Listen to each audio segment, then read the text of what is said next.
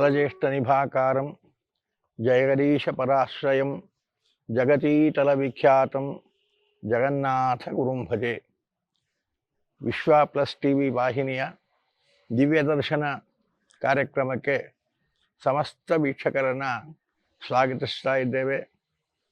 ವಿಶ್ವ plus TV ಕಾರ್ಯಕ್ರಮದಲ್ಲಿ ದಿವ್ಯ ದರ್ಶನ ಅಂತ ವಿಶೇಷವಾಗಿರತಕ್ಕಂತಹ ಒಂದು ಕಾರ್ಯಕ್ರಮವನ್ನು ಮಾಡುತ್ತಾ ಇದ್ದಾರೆ. ಅಧ್ಯಾತ್ಮ ಚಿಂತನೆಯ ಈ ಕಾರ್ಯಕ್ರಮದಲ್ಲಿ ಮೇರುಕೃತಿ ಜಗನ್ನಾಥದಾಸರ ಮೇರುಕೃತಿ ಹರಿಕಥಾಮೃತ ಸಾರದ ಚಿಂತನೆಯನ್ನು ಮಾಡುವುದಾಗಿ ವಿಶೇಷವಾಗಿ ಸಂಯೋಜನೆ ಮಾಡಿದ್ದಾರೆ. ಆ ಚಿಂತನೆಯ ಕಾರ್ಯಕ್ರಮದಲ್ಲಿ ತಾವೆಲ್ಲ ಪಾಲ್ಗೊಂಡು ಜಗನ್ನಾಥ ವಿಠಲನ ಅನುಗ್ರಹಕ್ಕೆ ಪಾತ್ರರಾಗಬೇಕು ಅಂತ ಎಲ್ಲರನ್ನ ಈ ಕಾರ್ಯಕ್ರಮಕ್ಕೆ ಸ್ವಾಗತಿಸ್ತಾ ಇದ್ದೇನೆ.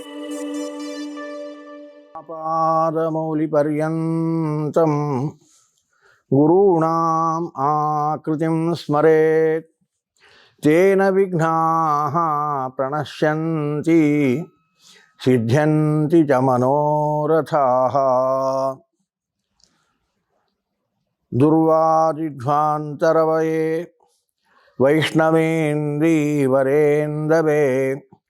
ಶ್ರೀರಾಘವೇಂದ್ರ ಗುರವೇ ನಮೋತ್ಯಂತದಯಾಲವೇ.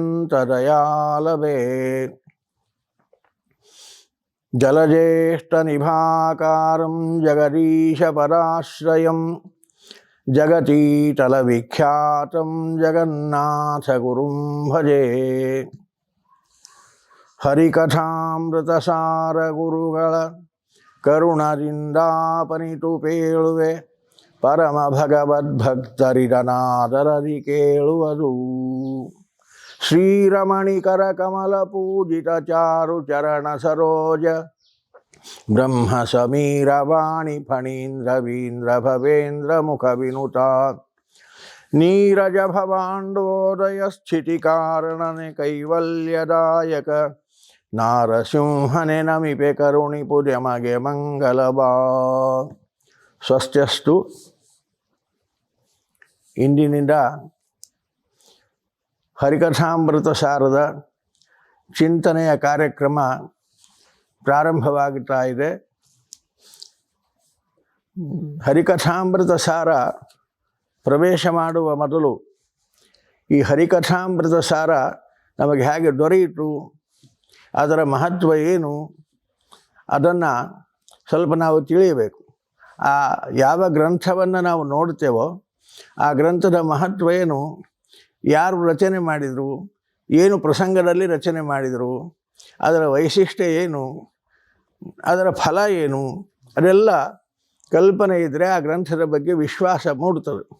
ಕಾರಣ ಅಂತಹ ಒಂದು ವಿಚಾರವನ್ನು ತಿಳಿಯುವ ಪ್ರಯತ್ನ ಮೊದಲು ಮಾಡಿ ಆಮೇಲೆ ಗ್ರಂಥ ಪ್ರವೇಶವನ್ನು ಮಾಡೋಣ. ಆ ಗ್ರಂಥದ ಬಗ್ಗೆ ನಮ್ಮ ಕಲ್ಪನೆಯಲ್ಲಿ ನಾವು ನೋಡೋದಕ್ಕಿಂತ ತಿಳಿದವರು ಅದನ್ನು ಹೇಗೆ ನೋಡಿದ್ದಾರೆ. ತಿಳಿದವರು ಅಂದರೆ ಜಗನ್ನಾಥದಾಸರ ಸಮಕಾಲೀನರಾಗಿ ಜಗನ್ನಾಥದಾಸರಿಂದಲೇ ಹರಿಕಥಾಮೃತದ ಸಾರದ ವಿಚಾರವನ್ನು ತಾವು ಶ್ರವಣ ಮಾಡಿದ ಪುಣ್ಯಾತ್ಮರು. ಅವರ ಸಾಕ್ಷಾತ್ ಶಿಷ್ಯರಾಗಿರತಕ್ಕಂತಹ ಶ್ರೀಧ ವಿಠಲರು ಅಂತ, ಕರ್ಜಗಿ ದಾಸಪ್ಪನವರು ಅಂತ, ಅವರು ಜಗನ್ನಾಥದಾಸರ ಸಾಕ್ಷಾತ್ ಶಿಷ್ಯರು. ಅವರು ಜಗನ್ನಾಥದಾಸರ ಮುಖದಿಂದಲೇ ಕೇಳಿದ್ದಾರೆ ಹರಿಕಥಾಮೃತಸಾರವನ್ನು. ಯಾರ್ಯಾರ ಬಾಯಲ್ಲೂ ಕೇಳಿದ್ದಲ್ಲ. ನಮಗಿವಾಗ ಆ ಭಾಗ್ಯ ಇಲ್ಲ, ಆ ಕರ್ಜಗಿ ದಾಸಪ್ಪನವರಿಗೆ ಆ ಭಾಗ್ಯ ಇತ್ತು. ಹಾಗಾಗಿ ಅವರು ಏನು ಆ ಹರಿಕಥಾಮೃತ ಸಾರದ ಭಾವವನ್ನು ದಾಸರ ಮುಖದಿಂದ ಶ್ರವಣ ಮಾಡಿ ತಾವೊಂದು ಆನಂದವನ್ನು ಅನುಭವಿಸಿದ್ದಾರೋ ಆ ಅನುಭವದ ಮಾತುಗಳನ್ನು ತಾವು ಬರೆದಿಟ್ಟಿದ್ದಾರೆ. ಹರಿಕಥಾಮೃತ ಸಾರ ಫಲಶ್ರುತಿ ಸಂಧಿ, ಫಲಸಂಧಿ ಅಂತಲೇ ಒಂದು ಗ್ರಂಥ ರಚನೆ ಮಾಡಿದ್ದಾರೆ. ಅದರ ಸಲುವಾಗಿ ಮಾಡಿ ಅಲ್ಲಿ ಎಲ್ಲ ವಿಚಾರಗಳನ್ನು ಬರೀತಾರೆ. ಹಾಗಾಗಿ ಅದನ್ನು ಅವರ ಮುಖದಿಂದಲೇ, ಗ್ರಂಥಕಾರರ ಮುಖದಿಂದಲೇ ಕೇಳಿ ಏನು ಆನಂದ ಅನುಭವಿಸಿ ಬಂದ ಮಾತುಗಳು, ಅದನ್ನು ನಾವು ಸ್ವಲ್ಪ ಚಿಂತನೆ ಮಾಡಬೇಕು. ಮೊದಲಿಗೆ ಆ ಗ್ರಂಥದ ಬಗ್ಗೆ ಮಹತ್ವ ಗೊತ್ತಾಗಬೇಕಾದರೆ ಅವರಂತಾರೆ, ಈ ಹರಿಕಥಾಮೃತ ಸಾರ ಇದು ವ್ಯಾಸತೀರ್ಥರ ಬಲವೋ ವಿಠಲೋಪಾಸಕ ಪ್ರಭುವರ್ಯ ಪುರಂದರ ದಾಸರ ದಯವೋ ತಿಳಿಯದು ಓದಿ ಕೇಳದಲೇ ಕೇಶವನ ಗುಣಮಣಿಗಳನ್ನು ಪ್ರಾಣೇಶಗರ್ಪಿಸಿ ವಾದಿರಾಜರ ಕೋಶಕೊಪ್ಪುವ ಹರಿಕಥಾಮೃತ ಸಾರ ಪೇಳಿದರು ಅಂತಾರೆ.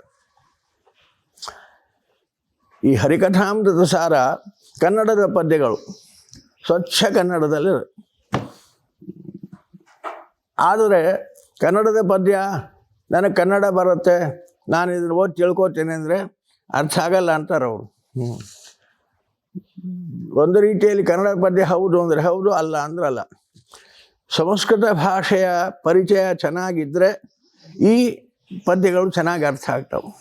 ಸಂಧಿ ಸಮಾಸಗಳು ಸಾಕಷ್ಟು ಇಲ್ಲಿ ಬಳಸಿದ್ದಾರೆ. ಸಂಸ್ಕೃತ ಪಂಡಿತರು ಜಗನ್ನಾಥದಾಸರು ಸ್ವತಃ ದೊಡ್ಡ ಸಂಸ್ಕೃತ ಪಂಡಿತರು, ವರದೇಂದ್ರರ ಶಿಷ್ಯರು. ವರದೇಂದ್ರಲ್ಲಿ ಆಚಾರ್ಯರ ಸಮಗ್ರ ಸರ್ವಮೂಲ ಗ್ರಂಥಗಳನ್ನು ಆಮೂಲಾಗ್ರವಾಗಿ ಚೆನ್ನಾಗಿ ತಾವು ಶ್ರವಣ ಮಾಡಿ ನಿತ್ಯದಲ್ಲಿ ಪಾಠ ಪ್ರವಚನ ಮಾಡುತ್ತಾ ಇದ್ದ ಮಹಾಪಂಡಿತರು. ಕಾಲಾಂತರದಲ್ಲಿ ವಿಜಯದಾಸರ ಸಹವಾಸದಿಂದ ಬದಲಾವಣೆ ಆಯಿತು. ತಿರುಗಿ ಹರಿಕಥಾಮೃತ ಸಾರವನ್ನು ತಿರುಗಿ ಸಂಸ್ಕೃತ ಭಾಷೆ ಟಚ್ ಮಾಡಲಿಲ್ಲ ಅವರು, ಬರೀ ಕನ್ನಡದ ಪದ್ಯಗಳನ್ನೇ ಮಾಡಿದರು. ಅಂತಹ ಅವರು ರಚನೆ ಮಾಡಿದ ಆ ಪದ್ಯಗಳಲ್ಲಿಯೇ ಮೇರು ಕೃತಿ ಅಂದರೆ ಹರಿಕಥಾಮೃತ ಸಾರ. ಆಚಾರ್ಯರ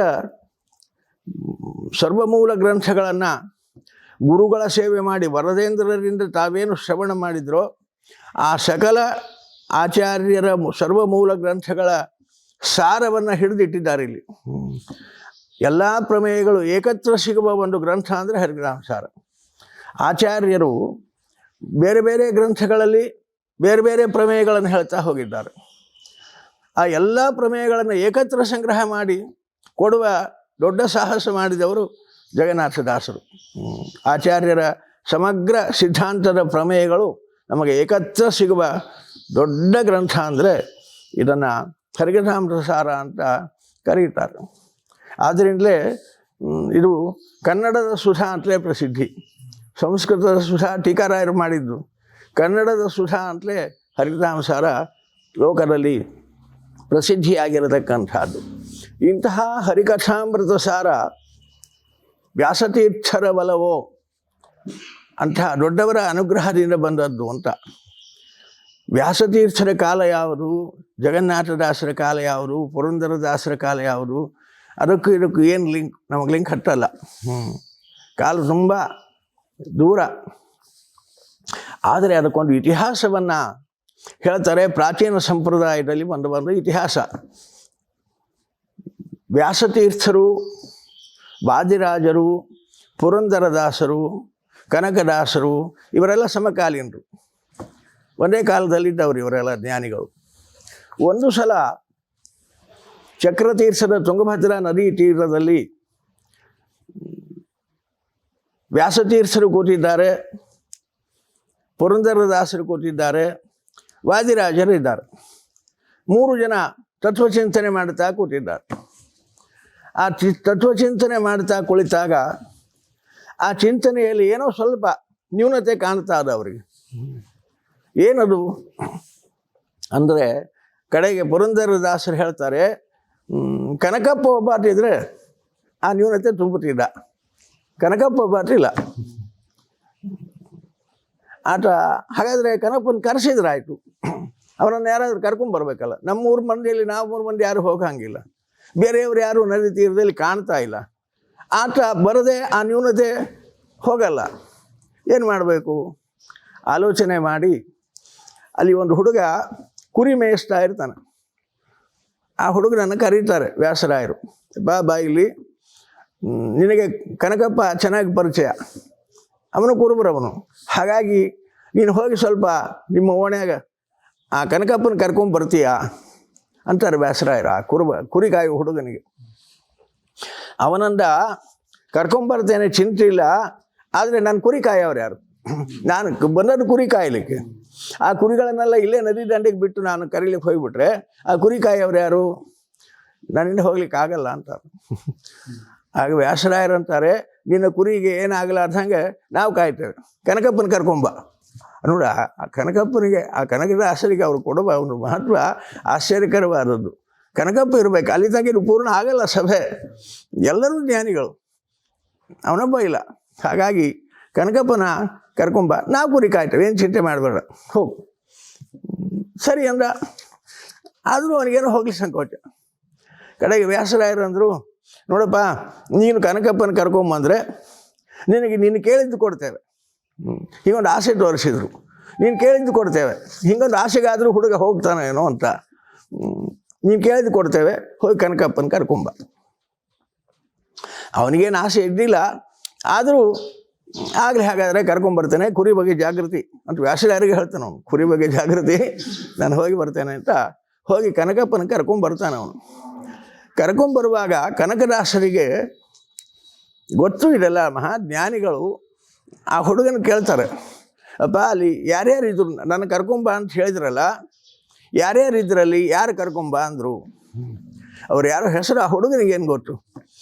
ಇಬ್ಬರು ಸ್ವಾಮಿಗಳಿದ್ದರು, ಒಬ್ಬರು ಯಾರೋ ದಾಸರಿದ್ದರು. ಅವರು ಆ ಹಿರೇ ಸ್ವಾಮಿಗಳು ನಿನ್ನ ಕರ್ಕೊಂಬ ಅಂತ ಹೇಳಿದ್ರು, ನಾನು ಬಂದೆ. ಅವ್ರೇನು ಮಾಡ್ತಾಯಿದ್ರು ಅಲ್ಲಿ ನದಿ ದಂಡೆ ಮೇಲೆ ಕೂತ್ಕೊಂಡು? ಆ ಹುಡುಗ ಹೇಳ್ತಾನೆ, ಅವ್ರು ಏನು ಮಾಡ್ತಾಯಿದ್ರೋ ನನಗಂತೂ ಅರ್ಥ ಆಗಿಲ್ಲ, ಆದರೆ ಅವರ ಹಾವಭಾವಗಳು ಅರ್ಥ ಆಗ್ತಿತ್ತು. ಒಮ್ಮೆ ನಗುತ್ತಾ ಇದ್ದರು, ಒಮ್ಮೆ ಅಳ್ತಾ ಇದ್ದರು, ಒಮ್ಮೆ ಇದಕ್ಕಿದ್ದ ಹಾಗೆ ಕುಣಿತಾ ಇದ್ದರು. ಹೀಗೆಲ್ಲ ಮಾಡ್ತಾಯಿದ್ರು ಅವರು. ಅದು ಯಾಕೆ ನಗುತ್ತಿದ್ರೋ, ಯಾಕೆ ಅಳ್ತಿದ್ರೋ, ಯಾಕಿದ್ದ ಹಾಗೆ ಇದಕ್ಕಿದ್ದ ಹಾಗೆ ಸಂತೋಷದಿಂದ ಕುಣಿತಾ ಇದ್ರೋ ನನಗದು ಅರ್ಥ ಆಗಿಲ್ಲ ಅಂತೂ ಹೀಗೆ ಮಾಡ್ತಾಯಿದ್ರು. ಹೌದಾ? ಮತ್ತು ಅವರು ನನ್ನ ಕರ್ಕೊಂಬ ನೀನು ಕಳಿಸಿದ್ರಲ್ಲ, ಅವ್ರು ನಿನಗೇನಾದರೂ ಕೊಡ್ತೇನೆ ಅಂತ ಹೇಳಿದ್ರೆ, ಹೌದು ಕೊಡ್ತೇನೆ ಅಂತ ಹೇಳಿ ಆಸೆ ತೋರಿಸೇ ಕಳಿಸ್ತಾರೆ. ಹಾಗಾದ್ರೆ ಏನು ಕೇಳ್ಬೇಕು ಅನ್ಕೊಂಡು ಅಂದರು ಕನಕದಾಸರು. ಅವ್ರು ಏನಾದರೂ ಕೊಡ್ತಾರಾದರೆ ನೀನು ಅವ್ರ ಹತ್ರ ಏನು ಕೇಳ್ಬೇಕು ಅನ್ಕೊಂಡು? ಆ ಹುಡುಗನಿಗೆ ಏನು ತೋಚಲಿಲ್ಲ. ಕನಕಪ್ಪನಿಗೆ ಏನು ಕೇಳ್ಕೋ ಅಂತೀಯೋ ಅದನ್ನು ಕೇಳ್ಕೊತೇನೆ ನಾನು. ಏನು ಕೇಳಬೇಕು ನನಗೂ ಗೊತ್ತಿಲ್ಲ, ಏನೋ ಕೇಳಿದ್ದು ಕೊಡ್ತೇನೆ ಅಂದರೂ ಬಂದುಬಿಟ್ಟೆ. ಏನು ಕೇಳಬೇಕು ಅಂತ ನನಗೂ ತೋಚುತ್ತಾ ಇಲ್ಲ. ನಿನಗೆ ಗೊತ್ತಿರ್ತದೆ, ನಾನೇನು ಕೇಳಬೇಕು ನೀನು ಹೇಳು, ಅದನ್ನೇ ಕೇಳ್ತೇನೆ ಅಂದ ಆ ಹುಡುಗ. ಗೊತ್ತಿತ್ತು ಕನಕದಾಸರಿಗೆ ಆ ಚೇತನ ಒಳ್ಳೆಯ ಚೇತನ, ಅದನ್ನು ಹಾದಿಗೆ ಹಚ್ಚಬೇಕಂತಲೇ ಕೇಳಿದರು. ಹಾಗಾದರೆ ಅಲ್ಲಿ ಹೋಗುವಾಗ ನಾನು ಬಂದದ್ದು ನೋಡಿ ಖುಷಿಯಾಗಿ ಅವ್ರು ಹಿರೇ ಸ್ವಾಮಿಗಳು ಕೇಳ್ತಾರೆ, ನಿನಗೇನು ಬೇಕು ಕೊಡ್ತೇನಲ್ಲ, ಕೊಡ್ತೇನೆ ಅಂದಾಗ ನೀನು ಬೇರೆ ಏನೂ ಕೇಳಬೇಡ. ನೀವು ನಗುತ್ತಾ ಇದ್ರಿ, ಅಳ್ತಾ ಇದ್ರಿ, ಕುಣಿತಾ ಇದ್ರಿ. ಆ ನಗೋದ್ರಲ್ಲಿ ಸ್ವಲ್ಪ, ಅಳೋದ್ರಲ್ಲಿ ಸ್ವಲ್ಪ, ಕುಣಿಯೋದ್ರಲ್ಲಿ ಸ್ವಲ್ಪ ಕೊಟ್ಟರೆ ಸಾಕು ಅಂತ ಕೇಳ್ಬಿಡು, ಸಾಕು, ಉದ್ಧಾರಾಗಿ ಹೋಗ್ತೀವಿ. ಹಾಗಂದ್ರೆ ಏನು ಕನಕ, ನಿಂಗೆ ಏನು ಇವಾಗ ಅರ್ಥ ಆಗಲ್ಲ, ಅಷ್ಟು ಮಾಡು, ಅಷ್ಟು ಕೇಳು ಅಂತ ತಯಾರಿ ಮಾಡಿ ಕರ್ಕೊಂಬರ್ತಾರೆ ಕನಕದಾಸರು ಆ ಹುಡುಗನ್ನ. ಅಲ್ಲಿ ಬಂದ ತಕ್ಷಣ ಕನಕಪ್ಪನ ನೋಡಿದರು, ಸಂತೋಷ ಆಯಿತು ಅವರಿಗೂ ಕೂಡ. ಆ ಹುಡುಗನ ನಮಸ್ಕಾರ ಮಾಡು ಅಂತ ನಮಸ್ಕಾರ ಮಾಡಿಸಿ ಹೋಗು ಅಂದರು ಕನಕದಾಸರು. ಆಗ ವ್ಯಾಸರಾಯರು ಇಲ್ಲಪ್ಪ, ಅವ್ರು ನಾನು ಏನೋ ಕೇಳಿದ್ದು ಕೊಡ್ತೇನೆ ಅಂತ ಹೇಳಿದ್ದೀನಿ, ಕೊಟ್ಟಿಲ್ಲ. ಏನಪ್ಪ ನಿನಗೇನು ಬೇಕು ಕೇಳಿದರು ವ್ಯಾಸರಾಯರು. ಆ ಹುಡುಗ ಕನಕದಾಸರ ಕಡೆ ನೋಡಿದ. ನಾನು ಹೇಳಿದ್ದು ಕೇಳು ಕನಸನ್ನೇ ಮಾಡಿದರು ಅವರು. ಆಗ ಆ ಹುಡುಗ ವ್ಯಾಸರಾಯರಿಗೆ ನಮಸ್ಕರಿಸಿ ಕೇಳ್ತಾನೆ, ನೀವು ನಗುತ್ತಾ ಇದ್ರಿ, ಆ ನಗೋದ್ರಲ್ಲಿ ಸ್ವಲ್ಪ, ನೀವು ಅಳ್ತಾ ಇದ್ರಿ, ಅಳೋದ್ರಲ್ಲಿ ಸ್ವಲ್ಪ, ನೀವು ಕುಣಿತಾ ಇದ್ರಿ, ಕುಣಿಯೋದ್ರಲ್ಲಿ ಸ್ವಲ್ಪ, ಅಷ್ಟು ನನಗೆ ಕೊಟ್ಟರೆ ಸಾಕು. ವ್ಯಾಸರಾಯರಿಗೆ ಗೊತ್ತಾಯಿತು ಈ ಮಾತು ಈ ಹುಡುಗಂದಲ್ಲ, ಇದು ಕನಕಪ್ಪ ತಯಾರು ಮಾಡಿ ಕರ್ಕೊಂಬಂದಾನ. ಕನಕದಾಸರ ಕಡೆ ನೋಡಿದ್ರು ವ್ಯಾಸರಾಯರು, ಒಳ್ಳೆ ಚೇತನ, ಅನುಗ್ರಹ ಮಾಡಿರಿ ಅಂತ ಶಿಫಾರಸು ಮಾಡಿದರು ಕನಕದಾಸರು. ಆಗ ವ್ಯಾಸರಾಜರು ಹಾಗೆ ಆಗಲಪ್ಪ, ಕೊಡ್ತೇನೆ ನಿನಗೆ, ಹಾಗೆ ಆಗಿ ಅಂತ ಅನುಗ್ರಹಿಸಿ ಕಳಿಸಿದರು ವ್ಯಾಸರಾಯರು ಆ ಹುಡುಗನಿಗೆ. ಆ ಹುಡುಗನೇ ಮುಂದೆ ಜಗನ್ನಾಥದಾಸರಾಗಿ ಹುಟ್ಟುತ್ತಾನೆ. ಅದಕ್ಕೆ ಅದನ್ನು ನೆನಪಿಟ್ಟುಕೊಂಡು ಶ್ರೀ ವಿಠಲರು ಬರೀತಾರೆ, ವ್ಯಾಸತೀರ್ಥರ ಒಲವೋ ಅಂದು ಏನು ಒಲವು ತೋರಿಸಿ ಅನುಗ್ರಹ ಮಾಡಿದರೋ ಆ ಪುಣ್ಯ ಇವತ್ತು ಹರಿಕಥಾಮೃತ ಸಾರದಂತಹ ಮೇರು ಕೃತಿ ಜಗತ್ತಿಗೆ ಕೊಡ್ತಾ ಇದ್ದಾರೆ ಜಗನ್ನಾಥದಾಸರು. ಅಂದರೆ ಅಂದು ವ್ಯಾಸರಾಯರು ಮಾಡಿದ ಅನುಗ್ರಹ.